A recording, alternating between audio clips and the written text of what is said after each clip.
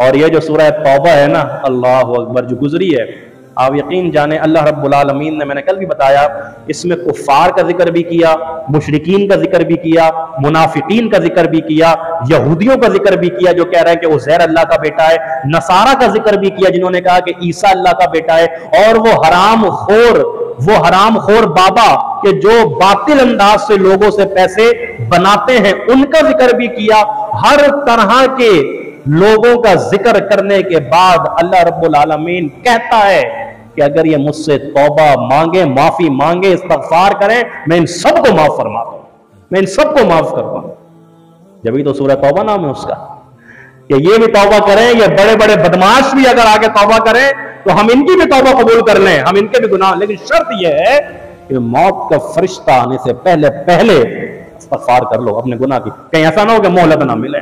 सूरह तौबा का कुछ हिस्सा 10वें सिपारे में है और बाकी हिस्सा इसका 11वें सिपारे में है। कल आपके सामने सूरह तौबा की चंद आयात, मुंतखब आयात, उसका तर्जुमा किया गया था। एक आयत इस सूरह तौबा में जो कल भी मैंने आपके सामने बयान की, वो ये थी कि पैगंबर आप किसी मुशरिक की 70 मरतबा भी इस्तग़फ़ार करेंगे, माफ़ी मांगेंगे, हम इनको मुआफ़ हरगिज़ नहीं करेंगे। ये रईसुल मुनाफिकीन था जो मर गया, तो उसका बेटा अल्लाह के रसूल सल्लल्लाहु अलैहि वसल्लम के पास आता है और कहता है, अल्लाह के रसूल, मेरा बाप मर चुका है और उसके अजाब में कुछ तखफीफ के लिए आप अपना कुर्ता मुझे दे दें ताकि उसको जो कफनाया जाए वो आपके कुर्ते में कफनाया जाए, यानी कफन आपके कुर्ते से दिया जाए।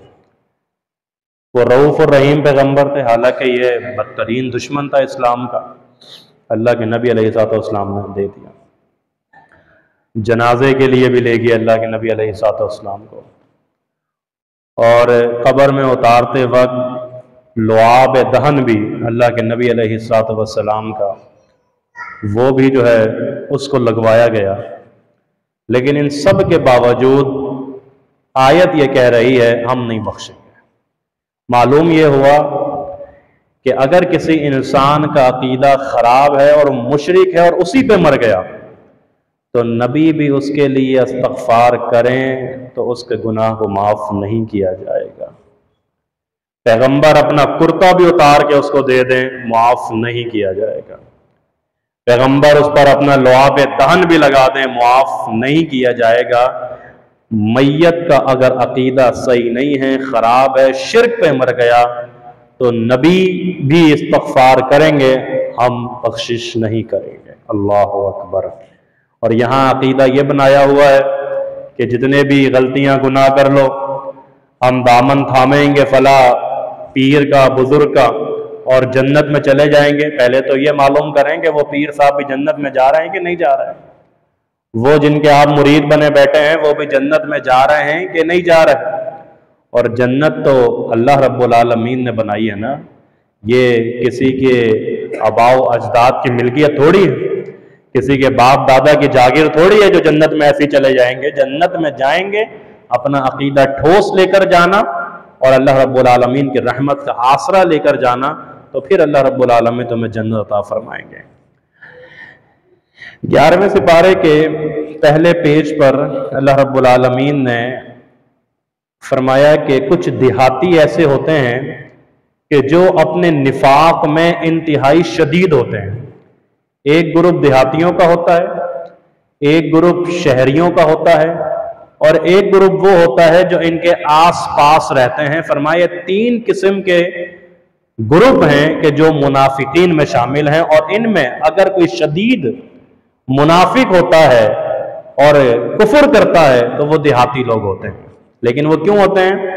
फरमाया कि वो इसलिए कि अल्लाह यालमु, उन तक इल्म नहीं पहुंचा होता, उन तक मालूमात नहीं पहुंची होती, उन तक अल्लाह का कुरान नहीं पहुंचा होता, और जब पहुंच चुका होता है तो फिर कुछ ऐसे भी देहाती हैं कि जो बहुत अल्लाह से डरने वाले हैं, اور اپنا مال اللہ رب العالمین کی راہ میں خرچ کرنے والے ہیں اور اللہ رب العالمین کی رضا کو طلب کرنے والے لوگ بھی ہیں۔ پھر ارشاد ہو رہا ہے کہ والسابقون الاولون من المہاجرین والانصار، اللہ اکبر۔ صحابہ کرام رضوان اللہ علیہ مجمعین کی فضیلت بیان ہو رہی ہے کہ سبقت لے جانے والے، اور سبقت لے جانے کا مطلب یہ کہ لپک کر دائرہ اسلام میں داخل ہونے والے، لپک کر بغیر کسی تاخیر کے جلد سے جلد دائرہ اسلام میں داخل ہونے والے، ان کا ذکر یہاں ہو رہا ہے، وہ مہاجرین میں سے ہوں یا پھر انصار میں سے۔ مہاجر کون؟ جو ہجرت کر کے مکے سے مدینہ پہنچے، اور انصاری کون؟ کہ جو مدینے میں پہلے ہی موجود تھے، محمد رسول اللہ صلی اللہ علیہ وسلم کے وہ صحابہ کرام جو ہجرت کر کے مدینہ پہنچے تھے، ان کے معاون بنے تھے۔ تو والسابقون الاولون من المہاجرین والانصار، یہ دو کیٹیگری ہو گئی مہاجرین کی اور انصار کی۔ ایک تیسری کیٹیگری ہے کہ جس میں ہم بھی شامل ہیں، اور اگر شامل نہیں ہیں تو ہمیں شامل ہونا چاہیے۔ وہ کون ہے؟ فرمائے کہ والذین اتبعوہم باحسان، جن لوگوں نے ان مہاجرین اور انصاریوں کی اتباع کی، بے احسان۔ احسان کی قید اس لیے لگا دی گئی ہے کہ کچھ ایسے بھی لوگ تھے کہ جو صحابہ کی صفوں میں ہی منافقین تھے۔ لوگ ان کو صرف یہ دیکھا کرتے تھے یہ نمازیں پڑھتے ہیں، اللہ کے نبی کے ساتھ رہتے ہیں، تو لہٰذا یہ بھی ایمان والے نہیں۔ اللہ رب العالمین ان کے دل کے بھید کو جانتا تھا، تو لہٰذا بے احسان کی قید اس لیے لگائی گئی کہ جو پکے مومن صحابہ کرام تھے تمہیں ان کی اتباع کرنی ہے۔ تم ان کی اتباع کرو گے تو فائدہ کیا ہوگا؟ فائدہ سنیے گا، رضی اللہ عنہم ورضوا عنہ، اللہ ان سے راضی ہو جائے گا اور وہ اللہ سے راضی ہو جائیں گے۔ یہاں توجہ کی طلب بات یہ ہے کہ اللہ راضی ہو گیا، اللہ راضی ہے، اللہ راضی ہو گیا، اللہ تو غفور رحیم ہے۔ آپ بخشش مانگے، مغفرت مانگے، دعا مانگے، اللہ رب العالمین راضی ہے۔ لیکن اللہ سے راضی ہونا، اللہ سے راضی ہونا یہ انتہائی قیمتی چیز ہے۔ اللہ سے راضی ہونے کا مطلب یہ ہے کہ تن پر اچھے کپڑے نہیں ہیں پھر بھی اللہ سے راضی ہے، پیٹ نہیں بھر رہا بھوکے ہیں تب بھی اللہ سے راضی ہیں، پتھر بندے ہوئے ہیں صحابہ کرام کے تب بھی اللہ سے راضی ہیں، شدید گرمی کے اندر مار کے ہو رہا ہے، جہاد ہو رہا ہے تب بھی اللہ سے راضی ہیں، دن ہو رات ہو اللہ کے نبی کے ساتھ ہو اللہ کے نبی کے ساتھ نہ ہو، ہر وقت اللہ سے راضی ہیں۔ اور یہ ذرا مشکل کام ہے کہ ہر وقت اور ہر حال میں اللہ سے راضی رہنا، یہ ایمان والوں کی صفت ہے کہ یہ اللہ سے راضی رہتے ہیں، چاہے کتنی بڑی مصیبت پریشانی آ جائے یہ اللہ سے راضی رہتے ہیں۔ اس کے بعد فرمایا کہ انہی لوگوں کے لیے، مہاجرین کے لیے، انصار کے لیے، اور جو ان کی اتباع کرنے والے لوگ ہیں ان کے لیے، جنات تجری تحت الانہار، ہم نے ان کے لیے باغات بنائے ہیں کہ جس میں نہریں بہ رہی ہیں، خالدین فیہا ابدا، یہ اس میں ہمیشہ ہمیشہ رہیں گے، ذالک الفوز العظیم، اور یہ یاد رکھو، جان لو کہ یہ سب سے بڑی کامیابی ہے، جنت کا مل جانا، جنت کا مل جانا، جنت میں داخل ہو جانا، فرمایا یہ سب سے بڑی کامیابی ہے۔ صحابہ کرام کی عظمت کی آیت ہے یہ۔ اس کے بعد اللہ رب العالمین فرما رہا ہے کہ کچھ بیچنا چاہتے ہو، میں خریدار ہوں، میں خریدار ہوں، میں خریدوں گا، اگر تم کچھ بیچنا چاہتے ہو لاؤ مجھے بیچو۔ ان اللہ اشترا، کچھ بیچنا چاہتے ہو، اللہ بیچنا چاہتے ہیں، کیا دینا چاہتے ہو؟ فرمایا انفسہم، اللہ تیرے لیے اپنی جان کے نذرانے دینا چاہتے ہیں، اللہ تیرے لیے اپنا مال خرچ کرنا چاہتے ہیں، اللہ یہ چیزیں، یہ جان اور مال ہم تجھے بیچنا چاہتے ہیں۔ فرمایا کہ تم بیچو، ہم خریدیں گے، اور ہم ایسے خریدار ہیں کہ اس کے بدلے میں، ظاہر ہے ہم نے کوئی چیز خریدی ہے نا آپ سے، آپ نے اپنی جان بیچ دی، آپ نے اپنا مال خرچ کر دیا، بیچ دیا ہماری راہ میں، اب ہم نے جب اس کو خریدا تو ہم تو ایسے خریدار ہیں کہ ہم تمہیں اس کا بدلہ وہ دیں گے، ایسی جنت میں داخل کریں گے۔ اللہ کے نبی فرماتے ہیں صلی اللہ علیہ وسلم کہ اس کی نعمتیں کسی آنکھ نے نہ آج تک دیکھی ہیں، نہ کسی کان نے سنی ہیں، اور نہ ہی کوئی دل اس کو محسوس کر سکتا ہے۔ ہم ایسی جنت میں تمہیں داخل کر دیں گے جب تم اپنی جانوں کا سودا ہمارے ساتھ کر لو گے۔ اللہ اکبر۔ اس کے بعد شروع ہو رہی ہے سورہ یونس، اور سورہ یونس میں اللہ رب العالمین فرما رہا ہے کہ وَإِذَا مَسَّ الْإِنسَانَ الضُّرُّ، جب اس کو تکلیف پہنچتی ہے نا، جب اس کو کوئی تکلیف پہنچتی ہے، دَعَانَا لِجَنبِهِ أَوْ قَائِدًا أَوْ قَائِمًا، فرمایا کہ جب اس کو کوئی تکلیف پہنچتی ہے تو یہ اٹھتے اور بیٹھتے ہمیں پکار رہا ہوتا ہے، ہائے اللہ مر گیا، ہائے اللہ یہ تکلیف ہے، ہائے اللہ یہ پریشانی ہے، ہائے اللہ یہ مصیبت ہے، چلتے پھرتے اٹھتے بیٹھتے ہائے اللہ ہائے اللہ ہائے اللہ کر رہا ہوتا ہے۔ فَلَمَّا كَشَفْنَا، اور جب ہم اس مصیبت سے اس کو چھٹکارا دے دیتے ہیں، اللہ کہہ رہا ہے کہ یہ ایسا ہو جاتا ہے جیسے کہ کبھی اس کو کوئی پریشانی پہنچی ہی نہیں۔ یہ انسان کی فطرت ہے، یہ انسان کی فطرت، مصیبت کے وقت ہائے اللہ ہائے اللہ ہائے اللہ، اللہ نے پریشانی دور کر دی تو اس کے بعد فرمایا یہ ایسے بدل جاتے ہیں کہ جیسے کبھی ان کو تکلیف پہنچی نہیں۔ فرمایا کہ خوشحالی میں اللہ کو یاد کرو، اللہ تمہاری بدحالی میں تمہیں یاد رکھے گا۔ خوشی کے موقع اور مسرت کے موقع پر اللہ کا شکر ادا کرو تو غم اور تکلیف کے موقع پر اللہ رب العالمین تمہیں یاد رکھے گا۔ اس کے بعد اللہ رب العالمین فرما رہا ہے، بلکہ ایک قصہ ذکر کیا ہے اللہ رب العالمین نے اس سورہ یونس اور 11ویں سپارے میں، اس کو توجہ کے ساتھ سماعت فرمائیے گا۔ اللہ رب العالمین فرما رہا ہے کہ فرعون یہ جب غرق ہونے لگا نا، کہنے لگا، کہتا تھا، کیا کہتا تھا؟ انا ربکم الاعلی، میں رب ہوں۔ ابھی 2-3 غوطے ہی لگے تھے اس کو سمندر پہ، ساری ربوبیت اس کی باہر آ گئی، ساری ربوبیت اس کی نکل گئی، کہنے لگا کہ میں رب اعلیٰ۔ لیکن جب وہ غرق ہونے لگا تو کیا کہتا ہے؟ آمنتو، پہلا جملہ یہ کہنے لگا، اسلام قبول کرنے لگا، ایمان قبول کرنے لگا، کہنے لگا میں ایمان لاتا ہوں اللہ پر۔ میں جو کہ آج تک کہہ رہا تھا کہ انا ربکم الاعلی، ابھی 2 غوطے لگے نہیں ہیں اس کو، 2 ڈبکیاں اس کو لگائی نہیں ہیں، تو فوراً کیا کہنے لگا کہ میں ایمان لاتا ہوں، اور انہ لا الہ الا الذی، فرمایا کہ میں جو بنو اسرائیل کا جو رب ہے میں اس کے اوپر ایمان لے کر آتا ہوں، وَأَنَا مِنَ الْمُسْلِمِينَ، اور میں سب سے پہلا، اور میں مسلمانوں میں، اسلام قبول کرنے والوں میں، ایمان قبول کرنے والوں کی فہرست میں شامل ہونا چاہتا ہوں۔ سب سے پہلے کہنے لگا کہ میں ایمان لاتا ہوں، پھر کہنے لگا اس اللہ پر ایمان لاتا ہوں جس کے علاوہ کوئی الہ نہیں، اور پھر کیا کہہ رہا ہے کہ وَأَنَا مِنَ الْمُسْلِمِينَ، میں تو مسلمان ہوں۔ اللہ اکبر۔ اللہ رب العالمین نے اس کی توبہ قبول نہیں کی تھی، اس کو عبرت کا نشان بنا دیا تھا۔ اچھا توبہ قبول کیوں نہیں کی گئی؟